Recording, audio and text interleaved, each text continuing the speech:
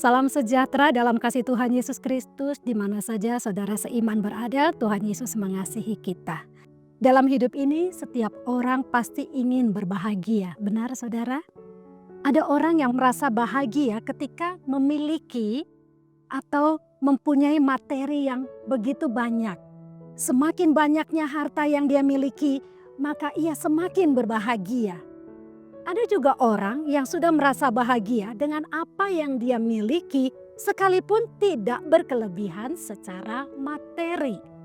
Kalau pada pagi hari ini kita akan belajar dari firman Tuhan tentang kebahagiaan yang sesungguhnya menurut Alkitab atau menurut firman Allah.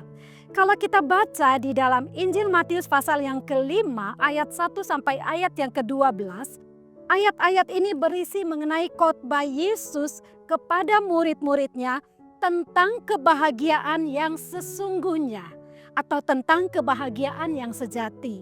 Saya akan ambil satu contoh saja di dalam ayat yang ketiga. Di situ dikatakan Matius 5 ayat yang ketiga. Berbahagialah orang yang miskin di hadapan Allah karena merekalah yang empunya kerajaan surga.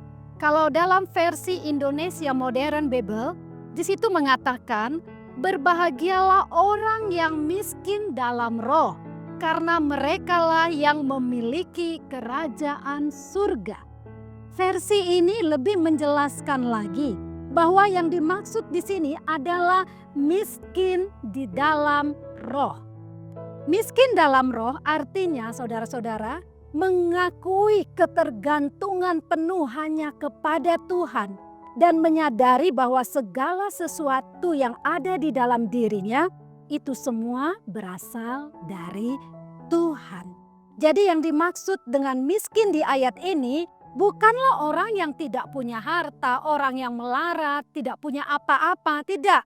Melainkan seseorang yang bergantung, yang berharap bersandar hanya kepada Tuhan. Maka merekalah yang akan disebut sebagai orang-orang yang berbahagia. Amin. Contoh di dalam Alkitab, orang yang berbahagia yang sangat bergantung kepada Tuhan adalah Daud. Nah saudara-saudara, sebagai contoh, setiap kali Daud ini sebelum dia maju untuk berperang melawan musuh-musuhnya, maka dia terlebih dahulu datang kepada Tuhan. Dia berdoa menanyakan kepada Tuhan apakah dia harus maju ataukah tidak. Ketika Tuhan berkata, kamu harus maju, maka Daud maju. Tapi ketika Tuhan berkata, jangan maju, Daud tidak maju. Nah, Daud adalah contoh seorang pribadi yang sangat bergantung kepada Tuhan di dalam kehidupannya. Daud taat kepada pimpinan Tuhan. Dia tidak mengandalkan kekuatannya, apalagi pengalaman-pengalamannya. Ya saudara, banyak kan orang sekarang mengandalkan pengalamannya. Oh, yang lalu saya bisa kok melewati masalah ini. Sekarang saya pasti bisa. Pengalaman lalu itu kan sudah jadi pelajaran. Tidak. Tapi Daud, di dalam setiap hal dia tetap bergantung dan mengandalkan Tuhan. Dia tetap bertanya kepada Tuhan sebelum dia melakukan segala sesuatu di dalam hidupnya. Dari dia masih sangat muda ya. Sampai dia menjadi seorang raja yang besar. Dia hanya menaruh harapannya kepada Tuhan.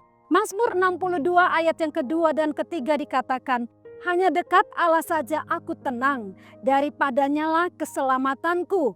Hanya dialah gunung batuku dan keselamatanku, kota bentengku, aku tidak akan goyah. Kita melihat di sini, Daud dia selalu dekat dengan Tuhan. Daud selalu memuji Tuhan. Daud selalu menyembah Tuhan di dalam kehidupannya. Jadi bukan ketika dia masih muda saja, tetapi ketika dia sudah menjadi orang yang sukses, orang yang berhasil, dia tidak melupakan Tuhan yang adalah sumber dari segala sumber hidupnya. Saudara, namun sekalipun Daud hidup dekat dengan Tuhan, itu bukan berarti bahwa dia bebas dari yang namanya masalah di dalam kehidupan. Kalau kita membaca bagaimana perjalanan dari seorang Raja Daud itu begitu luar biasa, saudara-saudara. Dia dibenci oleh mertuanya sendiri, yaitu Raja Saul. Lalu apalagi? Dia dihianati oleh orang kepercayaannya atau sahabatnya sendiri, yaitu Ahitofel. Kemudian apalagi saudara? Dia dikudeta oleh anaknya sendiri, yaitu Absalom. Dan masih banyak hal lainnya yang dialami oleh Daud di dalam hidupnya. Daud dekat dengan Tuhan, tapi dia tidak luput dari segala persoalan demi persoalan yang dia alami. Selama manusia hidup, tidak ada yang tidak mengalami persoalan, saudara. Seringkali kita melihat, wah si A, si B senang ya, sepertinya tidak ada masalah. Saudara, selama manusia hidup, itu pasti mengalami masalah di dalam hidupnya. Tinggal tergantung ukurannya, ada masalahnya itu besar atau kecil sesuai dengan kekuatan. Karena Tuhan tidak pernah mengizinkan segala sesuatu terjadi melebihi kekuatan kita, ya saudara. Selama kita mengandalkan Tuhan, Tuhan pasti memberi kita kekuatan dan kemenangan di dalam hidup kita menghadapi segala masalah. Tuhan yang Daud sertai, Tuhan yang Daud sembah adalah Allah yang setia, yang tidak pernah tinggalkan Daud sendirian, ya saudara-saudara. Tuhan memberikan dia kekuatan, Tuhan memberikan dia kemenangan melewati segala pergumulan-pergumulan hidupnya. Roma 8 ayat 31 berkata, sebab itu apakah yang akan kita katakan tentang semuanya ini? Jika Allah di pihak kita, siapakah yang akan melawan kita? Selama kita tetap berjalan bersama dengan Tuhan, sekalipun harus menghadapi pergumulan-pergumulan dalam hidup ini, Tuhan akan memberikan kita kekuatan untuk dapat melewatinya. Amin. Sebagai orang percaya dalam hidup ini, biar kita tetap berharap dan mengandalkan Tuhan saja. Sebuah pujian lama berkata, taruhkanlah harapmu sepenuh kepada Yesus, Dia berikan damai dalam kebimbangan. Taruhkanlah harapmu sepenuh kepada Yesus, Raja damai yang datang dari Galilea. Taruhkanlah harapanmu hanya kepada Yesus. Karena setiap orang yang mengandalkan Yesus, menaruh harapnya kepada Yesus, hidupnya akan diberkati oleh Tuhan. Firman-Nya tadi berkata, berbahagialah orang yang miskin di hadapan Allah. Berbahagialah orang yang mengandalkan Tuhan di dalam hidupnya. Karena merekalah yang empunya kerajaan surga. Kerajaan surga bicara tentang damai sejahtera, sukacita di dalam kuasa Roh Kudus. Puji nama Tuhan, saudara-saudara.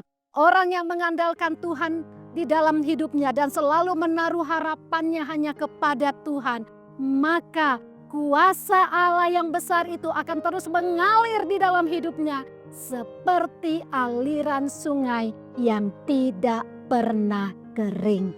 Tuhan Yesus memberkati kita semuanya. Terima kasih Bapa, kami mengucap syukur kepadamu pada pagi ini. Terima kasih buat firman-Mu. Ajar kami Tuhan sebagai umat-Mu untuk tetap mengandalkan Tuhan, menaruh harapan kami hanya kepada Tuhan di dalam pergumulan-pergumulan hidup di tengah-tengah dunia ini. Karena kami tahu Tuhan tidak pernah tinggalkan kami sendirian. Bersama Tuhan kami lebih dari seorang pemenang.